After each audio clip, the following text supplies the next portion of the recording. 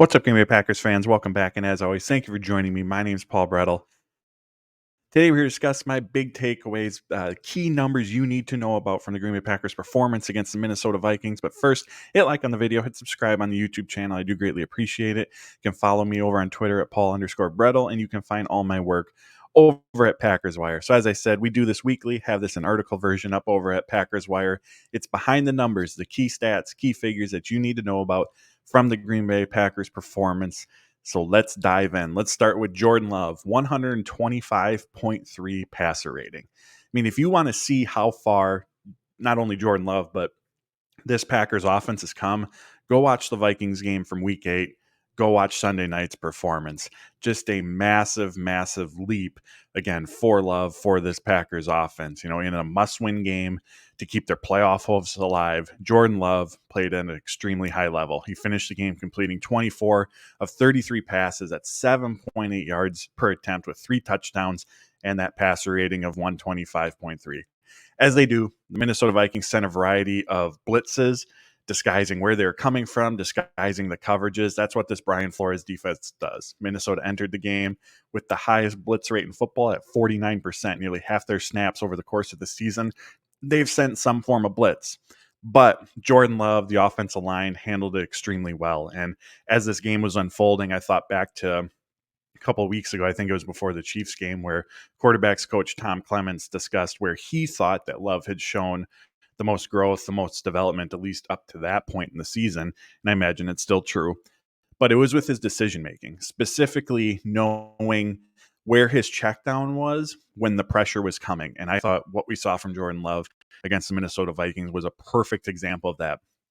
Never felt rushed, never felt hurried, knew where his guys were, knew where he needed to go with the ball when the pressure was closing in. On top of that, another great example of the development, the growth that he's had this season, the pre-snap, the adjustments he's making, the command, the control he has at the line of scrimmage right now. And Matt LaFleur said after the game that it was after the Pittsburgh game where the trust in terms of knowing that Jordan Love, if Matt LaFleur makes a maybe not the best play call, that Jordan Love can get them out of it, or turning a good situation into a great situation, were the examples that he used. And he said that trust really started after the Pittsburgh game, or during the Pittsburgh game, which of course the Packers didn't win, but just how that game unfolded, how Love operated, pre-snap, post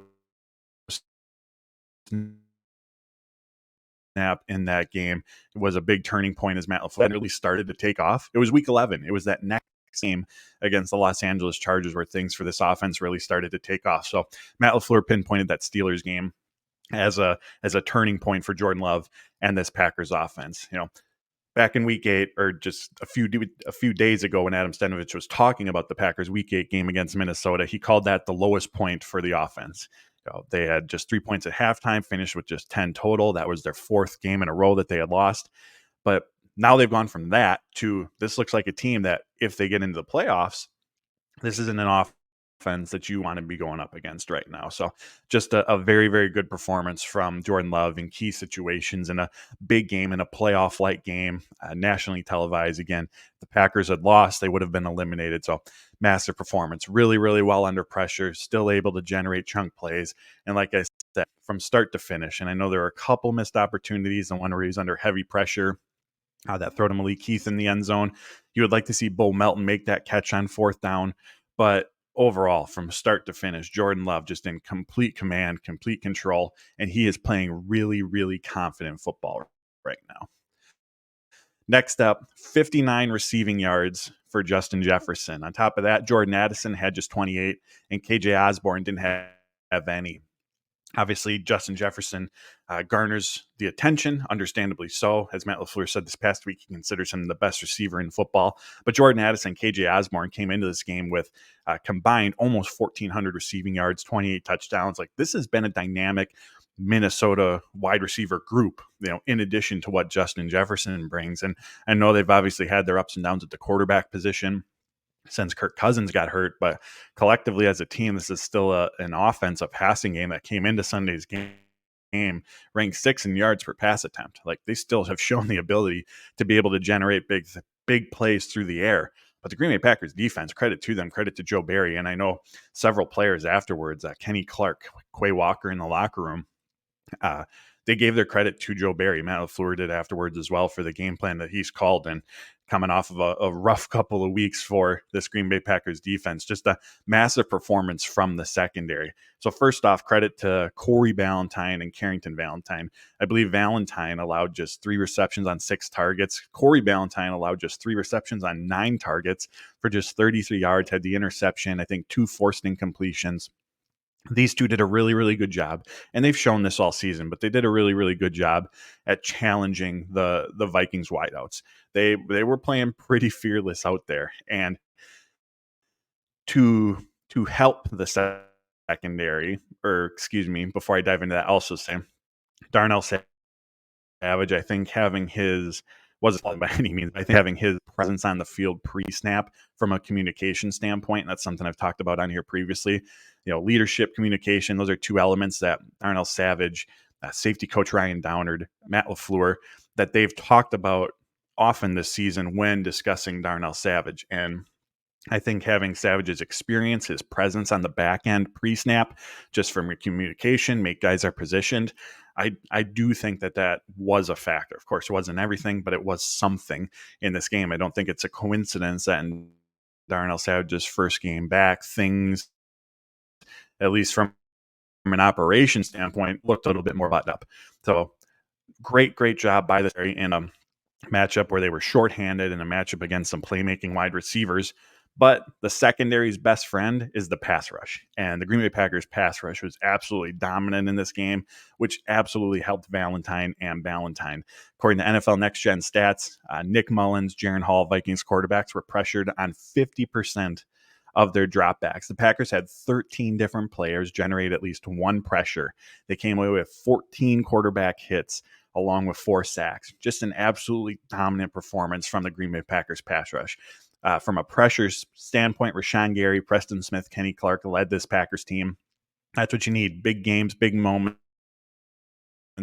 You need your best players to step up. Also, Joe Barry continued to do a bit of the dictating, which is something I've talked about on here before. As Packers defense is often too passive, but Joe Barry sent a number of blitzes in this game again to get after the inexperienced quarterbacks who are struggling. So great job by the back end of this Packers defense, but I do believe that success started because of just how dominant the Packers pass rush was. Whether it's Hall, whether it's Mullins, they were not comfortable back there one bit. The Green Bay Packers did a great job of disrupting them.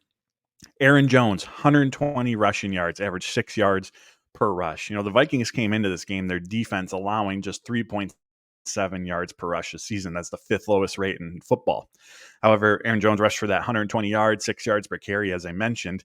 And of course, part of that is Aaron Jones just being Aaron Jones. He has this innate playmaking ability with the ball in his hands that no other running backs on this Packers roster has.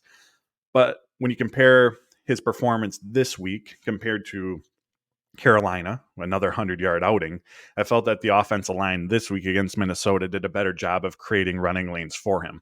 Against Carolina, it was a lot of, like I said, Aaron Jones just being Aaron Jones. But I thought this week the offensive line did a better job of carving up some running lanes for him to take advantage of. This is now the second game in a row that he's eclipsed the 100-yard mark. And like Jordan Love talked about after the Carolina game, when you get the run game going, that is a massive, massive benefit to the passing game. Keeps the offense out of those second and third and long, those predictable passing situations where a blitz-heavy team like Minnesota really has the advantage. Also opens up play action where Jordan Love's been really efficient this season, and downfield opportunities as well. So when the run game gets going, there is just a massive, massive trickle-down effect to it. And the offensive line, they've been, through the start of the season, from a run blocking standpoint, not very good. They've been better during this second half stretch, but still far from dominant. But I thought that unit's one of their better performances. And that's one of the things when going up against a heavy blitz defense, if in the run game specifically, if you can block up those guys initially, because there's an extra defender coming, that means there's less defenders at the second level. There's more open space. And if you can get through that line of scrimmage, which Jones was able to do on a few occasions, going to set up some chunk run opportunities that we saw him and the Packers take advantage of. Next up, Packers generated two turnovers and came away with 14 points off of it. Complementary football. We've heard Matt LaFleur talk about it a lot this season, mostly in the negative during the first half, more so from a positive perspective, but still not perfect during the second half of the season. But we saw a great example on a number of occasions of complementary football throughout this game. First, being turnovers by pressure. Hurried because Kenny Clark was closing in on him, led to a hurried, inaccurate pass, tipped, ended up intercepted by Carrington Valentine. The second turnover came off of a Preston Smith strip sack. So again, there's those pressures impacting the game in a major, major way. Packers offense, after getting those turnovers, went down and put up 14 points on the board. Boom, just like that. So that is the epitome. That is what complementary football is. Defense gets a stop, defense gets a takeaway, offense goes down and score. Another key moment in the game where the defense and offense were in unison, that opening drive of the third quarter for the Minnesota Vikings. They're driving down the field. They get inside the 10-yard line, end up in a 4th and goal situation. The defense stops them. From there, the offense takes over, puts together an 8-minute touchdown drive. So just like that, the game went from the Packers being up 13, if the Vikings had been able to find the end zone, to the Packers are up 27, I believe it was. I believe that score made it 30-3 at that time. So just a massive swing. And not only that, the Packers took 8 minutes off the clock as well. So that was just another example. There were a couple others like that. But Matt LaFleur said after the game, this was a really, really good team win for the Green Bay Packers. And outside of Samori Touré's muff punt once Jaden Reed left the game, the special teams unit did, for the most part, did their part as well. This has been a Vikings return unit, both punt and kick return, that has given the Packers fits in past matchups. But Green Bay did a good job of containing them. Anders Carlson missed the extra point, but as he does, came through after ball for the most part to its finest, with those turnovers being really, really good examples of that. Next up, Bo Melton, 105 receiving yards, the first Packers receiver this season to eclipse 100 yards in a game, just as I'm sure everyone predicted back over the summer. So Melton's emergence these last few weeks, obviously on the outside, has seemingly come out of nowhere. He had 44 yards on just 15 routes run against the Carolina Panthers, a really, really efficient performance. He had these, of course, 105 yards on 6 receptions, led the team in targets, led the team in receptions, led the team in receiving yards in this game. And Jaden Reed, had he not left with the injury, probably would have been the first Packer to eclipse the 100-yard mark. At halftime, he already had 6 receptions for 89 yards, but that goes to Bo Melton in this one. And like I said, from the outside perspective looking in, we're not at, outside of the 10-15 minute window we get at the start of practice each day. We're not at the practices. So this emergence from Melton very much seems like it has come out of nowhere, and to a degree it has. But yes, Matt LaFleur, yes, Jason Vrabel, yes, Jordan Love, and they've seen this playmaking ability from Melton, throughout the course of the season. I asked Matt LaFleur last week if this was more of a, did the switch just flip for him, or has this been a steady progression? And LaFleur talked about how it's been really a steady progression for him, and also taking advantage of opportunities. Look back over the last month, Dontavian Wicks, Jaden Reed, Christian Watson have all missed various days of practice during that span. And that's led to Bo Melton getting opportunities with the starters. And whether it's on special teams, whether it's on the scout team, whether it's working with Jordan Love in practice, he is consistently making plays, which has given him these opportunities in games. So when we see a key third down on a Sunday, and Jordan Love doesn't hesitate and just fires it right to Bo Melton, in part, I think that's just how Love operates. He's going to go where the open player is, or where the reads tell him to go. And that's very, very valuable to have. But there's also been some rapport, some trust, some chemistry to a degree that's been developed in these practices behind the scenes. Like I said, Melton's been getting opportunities with the starters in practice because of the injuries that the Packers have dealt with at the receiver position. I think it was Adam Stenavich who said, a lot of times on Wednesdays he gets a lot of run with the starters. So him and Love have had the opportunity to, make some plays together in practice, and now we're seeing that translate to the football field. On Monday, the Packers signed Bo Melton from the practice squad to the 53-man roster. This was a move that was expected. I think I tweeted out in the first quarter, second quarter, that you could expect that move this week. One, just how well he's playing, and he's clearly jumped Samori Toure on the depth chart in terms of how Sundays have gone. And on top of that, this game against Minnesota was Melton's third practice squad elevation, which meant he was out of them. So if the Packers wanted him available for week 18, and given how he's played, why wouldn't you want him on the roster, regardless of what the health of the receiver room looks like? That means he was going to have to be signed, which they did. Corresponding roster move to make room for Melton on the 53 was that they placed Samori Toure on injured reserve. But just a really, really incredible performance from Bo Melton. Brings some speed to this offense as well. I mean, without Christian Watson, that's been a missing element. And Bo Melton ran a 4.34 coming out of Rutgers during the pre-draft process last season. So I wrote about this over at Packers Wire, but the receiver room was just a major question mark during the summer. Obviously, the youth, the inexperience, but it has now become a position at depth. I mean, Samori Toure, including the snaps he's getting, this is a group that's running 6-7 players deep right now. And the sixth guy, Bo Melton, is coming up with big plays, having a 100-yard performance in a playoff-like game for this Packers team. Just a massive swing where this group, just the question marks around it, the early season struggles to where this group is at right now, and looking ahead to 24, really, really exciting, because obviously you hope there's still a lot of growth left in this position group. Last one, Packers were really, really efficient on third downs. The offense was 9 of 14. The Minnesota Vikings offense, they were just 3 of 10. And that's obviously a huge difference in this game. Sometimes football doesn't have to be so complicated. And if an offense is able to put together extended drives while their defense is able to get off the field, there's a good chance that team is going to control the game. And that's what the Packers did.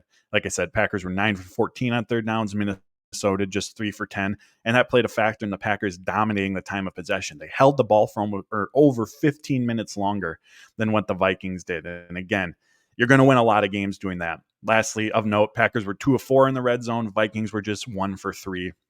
Getting to the red zone on 4 occasions, again, shows a really good sign that the Green Bay Packers were moving the ball well. Minnesota was just 1 for 3. Another differentiator in what being a dominant performance from the Green Bay Packers team.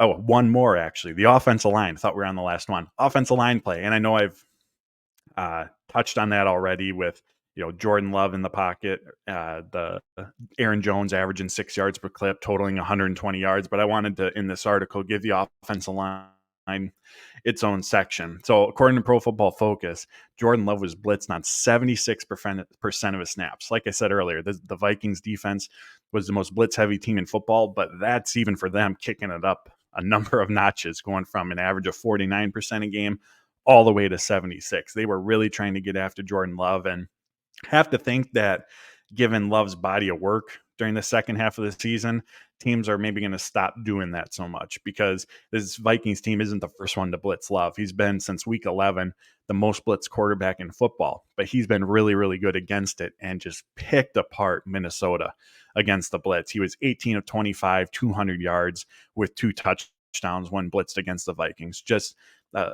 clinical with the ball in his hands in those situations. So with the Vikings blitzing 76% of the snaps, Jordan Love was under pressure for only 33% of them. Again, that's a credit to the offensive line, which picking up the blitz, having success against the blitz, of course, as we've talked about, starts pre-snap. It's Josh Myers, paying attention to the personnel, to the defensive front alignment. It's communicating that out to everyone else on the offensive line, knowing what responsibilities are, knowing who has who if they come. So all of that starts pre-snap, goes to Jordan Love as well. Mentioned earlier his ability with those pre-snap protection adjustments that he's made, something he's gotten really, really good at doing. And then on top of that, it's also credit to Jordan Love, getting the ball out of his hands, knowing where he needs to go when the pressure's coming, and not allowing that pressure to affect him, affect his process, affect his rhythm, his timing, anything like that. So that's twofold. And although the Vikings blitzed 76% of the snaps, they didn't record a sack, and they had just 2 quarterback hits. Then, like we've already talked about in the run game, Aaron Jones, 120 yards, 6 yards per rush, some good running lanes for him to take advantage of. And with the improved play of the Packers offense, again, we go back to that week 11 mark against the Chargers. And it's also when this offensive line play started to turn around as well. Part of the big issues early on in the season for the offense was the run game couldn't get going. Jordan Love did not have nearly as much time as he has had as of late. And of course, while all eyes might be on the quarterback, might be on the receivers, success for an offense is going to start in the trenches. If you can't move the ball on the ground, you can't touch it, probably a high probability that things are not going to end well on that specific play. So Packers have been able to greatly improve in that regard, especially from a pass protection standpoint. Like I said, the run game hasn't been dominant by any means, but they're generating positive plays. Instead of being in 2nd and 10s, they're in 2nd and 6s, 2nd and 5s, at least staying even ahead of the sticks. And when you're in those positions, opens up the playbook for you, can keep the defense off balance and guessing. And so really, obviously, important aspect to the Packers' performance against the Minnesota Vikings in this game. So there you have it. Those are my key takeaways, numbers that you need to know about from the Packers' performance. As always, I appreciate you tuning in. Hit like on the video, hit subscribe on the YouTube channel. I greatly appreciate it. You can follow me on Twitter at Paul_Brettel, and you can find all my work over at Packers Wire. So until next time, friends, take care, stay safe, and as always, go